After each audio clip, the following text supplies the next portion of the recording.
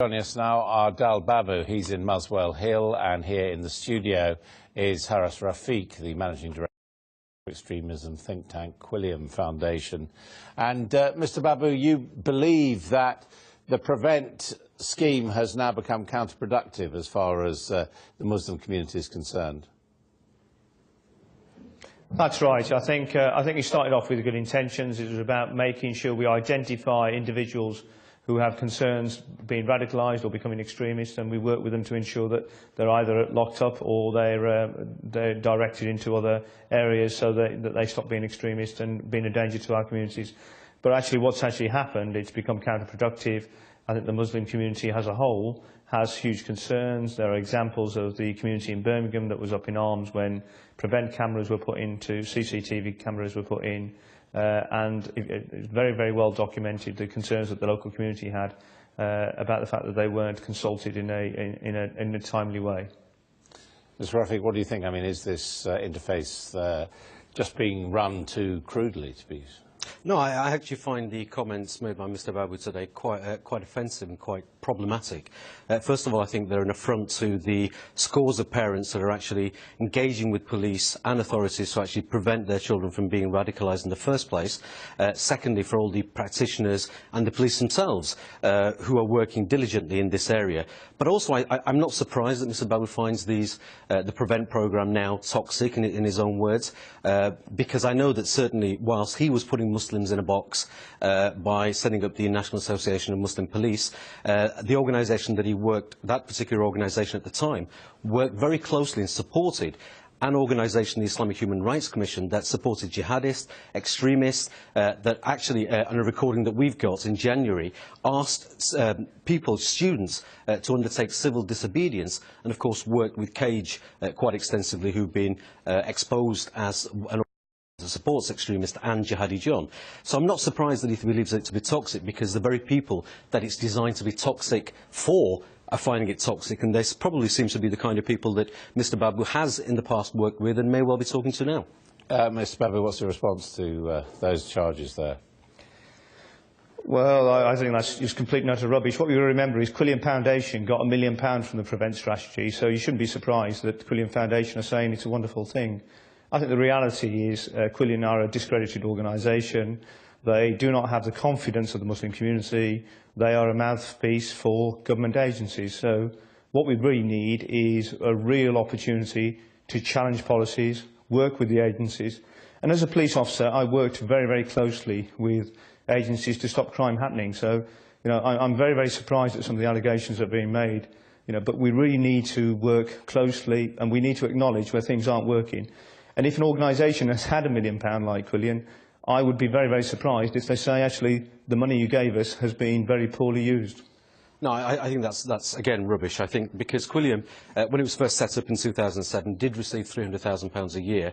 That money stopped in 2010/2011, and the last 4 years we haven't received any government funding whatsoever. And in fact, Adam, even on your programme, we've been very, very critical of the government, saying that they've not been doing enough to prevent people from becoming radicalised in the first place, which is something Mr Babu certainly, when he mentioned that Prevent is meant to do X, it wasn't. It was actually initially designed, when I launched it with Ruth Kelly, to actually prevent people from being radicalised in the first place.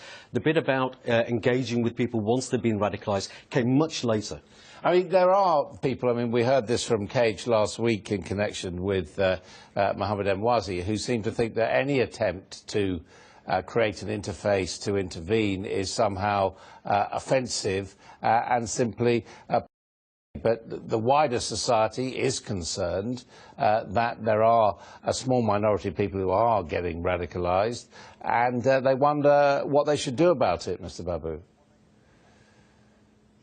Yeah, I think Cage's views are reprehensible, and justifying the actions of Emwazi was shocking. I think what we need to be doing is we need to really be very, very honest. We need to hear what the Muslim community are saying, and not create a situation where we become counterproductive. If my maths is right, £300,000 over, aren't you? Well, I think it's inevitable, but if my maths is right, £300,000 a year for 3.5 years is £1 million.